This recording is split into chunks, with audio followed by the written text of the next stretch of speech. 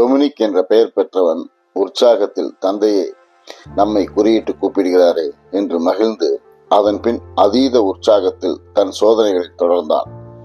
முதலாய் பூமி எங்கும் கிளைவிட்டு ஓடி அந்த மரத்தை ஆராய்ந்தான்.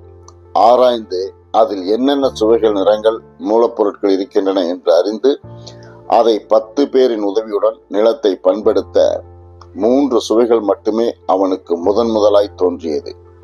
இதில் மனிதன் நீரின் தன்மை கெட்டால் கூட வாழ முடியுமா என்று யோசித்தான்.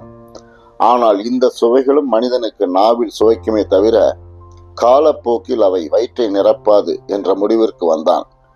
ஆனாலும் இந்த சுவைகள் மனிதனுக்கு 2 யுகங்கள் வயிற்றை நிரப்ப முடியும் என்ற நம்பிக்கைக்கும் வந்தான். வந்தவன் அந்த சுவையை எப்படி எந்த பொருளுடன் சேர்ந்து கொடுப்பது என்று குழம்ப மில்கி வேடிக்கை பார்த்து கொண்டிருந்தவர் சிரித்து, போதும், ஆன்மா தாங்காது, சிறுவன் தானே என்று அவனுக்கு உதவ முன்வந்து அவனின் ஆராய்ச்சி தொகுப்பை கேட்டு வாங்கி பாராட்டினார். இவைகளை அடக்க உனக்கு இயற்கை பொருட்கள் வேண்டும், அவ்வளவுதானே டொமினிக் என்றார். அவன் ஆம் என்க, உன் கலவையை தனியே எடுத்து இந்த சிறு தோல் பைக்குள் போட்டு பூமியில் புதைத்து விடு என்றார். செய்தான். சரியாய் 10 நாளில் அவன் புதைத்த இடத்தில் பச்சையாய் சிறு செடி. டொமினிக் மிரண்டான். அதை தினமும் கவனிக்க ஆரம்பித்தான்.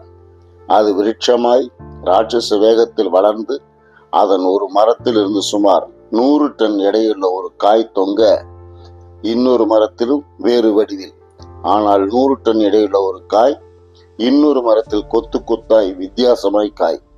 3ம் பின்னாளில் அளவு குறைந்து மா, பலா, வாழை என்று பெயர் பெற்றது.